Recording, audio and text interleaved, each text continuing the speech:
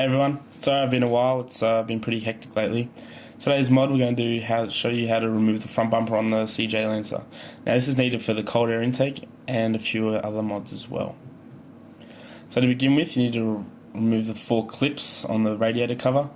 These are simple, you just need to shove a screwdriver in one of the small gaps and just twist the screwdriver so that the top pops off.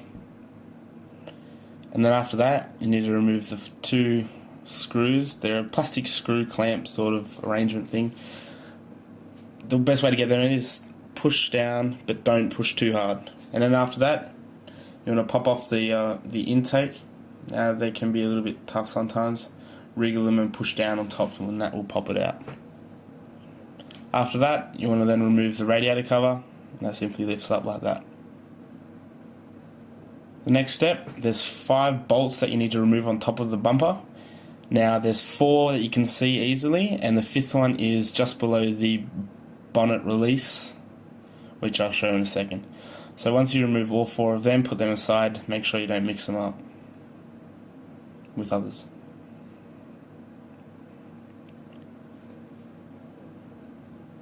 So this is the 5th one. You can see it's just a little bit out of sight, but it's underneath the release, and after a while it comes out as simple as the other ones.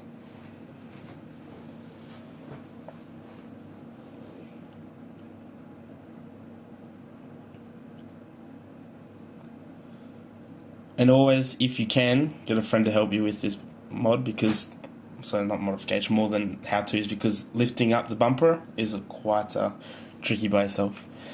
Next step, you want to remove your license plate, and they're just 2 Phillips head screws. The next step, there's 2 10mm bolts just underneath where the license plate is. You need to get a socket and an extension for that, and just pop them out. They're a little bit tricky to get out.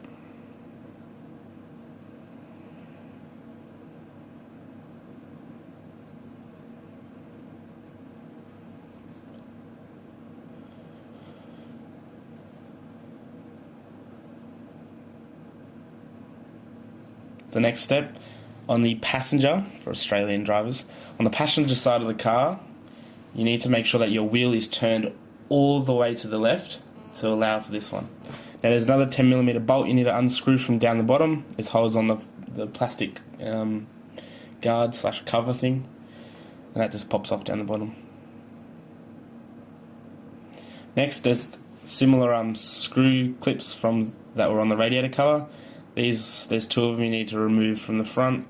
These ones, depending how long your car's been on the road, if your car's been on the road for a while, they can be a bit clogged and stuck with a fair bit of dirt.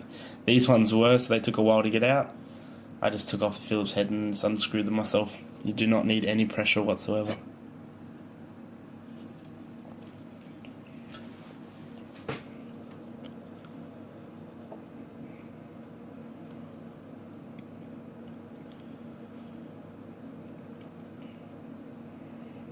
And then pull them out.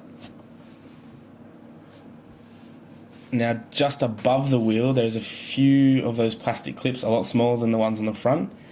You need to be able to pull them out. They're a little bit hard to see. They're the ones you've got to get to.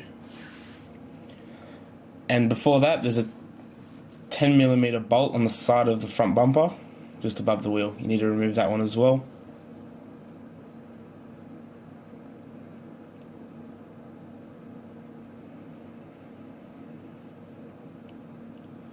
After that, there's another 2 clips. Now these are just behind the front tyre, so just on the other side of where we were just taking them off.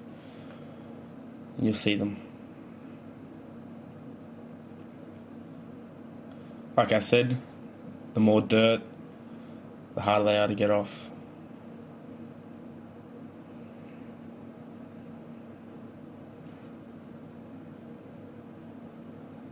And then going back to the one that I showed you before, above the wheel, you need to get this one off as well.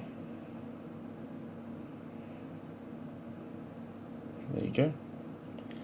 And there's one more clip right behind the wheel, just above the wheel, on the back of it. And this one pops off as well. Then underneath the front bumper, There's 5 bolts you need to remove. These are 10mm ones as well. Just go through, take these off. These hold down the guards at the bottom.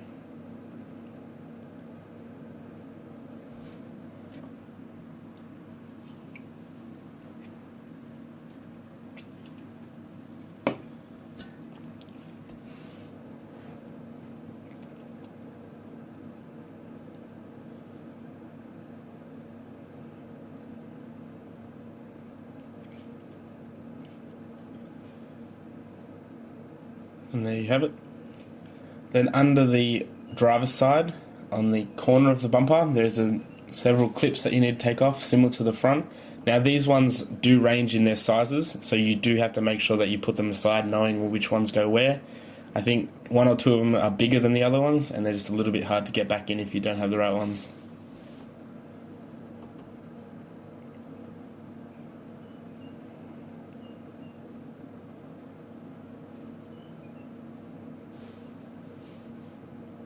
Now onto the passenger side of the car.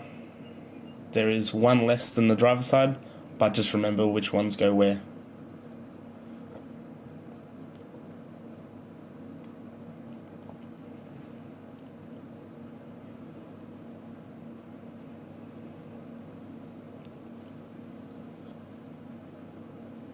And like I said before, these can be pretty tough.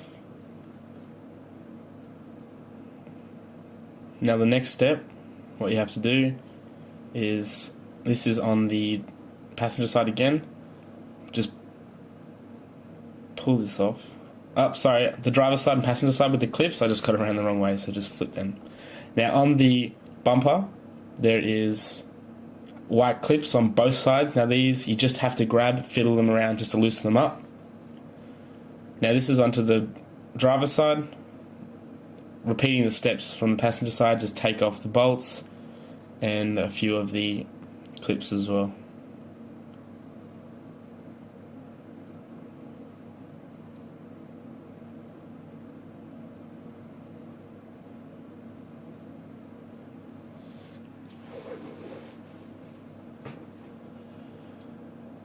Repeating from the passenger side.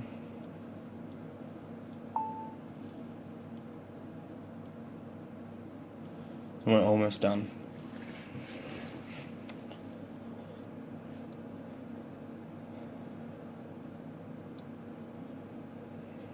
Same as the other side, don't apply any pressure when trying to unscrew these, otherwise they just will not come out.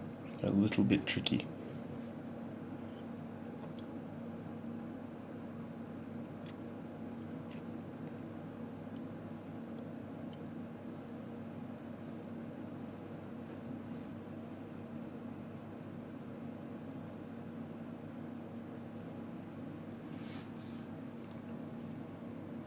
After that, you want to pull the bumper down on the corner and then pop out. And you feel it pop, apply as much pressure as you can without bending it.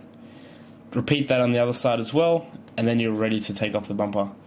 Now, going from side to side, you just want to pull it forward and keeping it away from any other body panels. You do not want to scratch anything.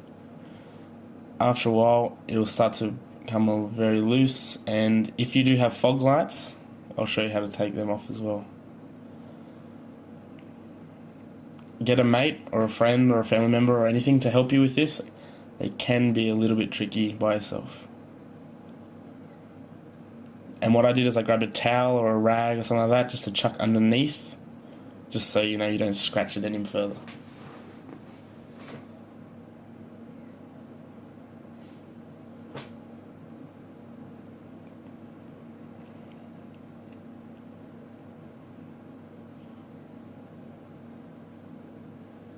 To remove the fog lamps, there's 2 harnesses on the back. Now, one was tricky and one was easy. There's a small black clip that you have to press down on the top, very similar to most other types of plugs. Push that down and it will pop down.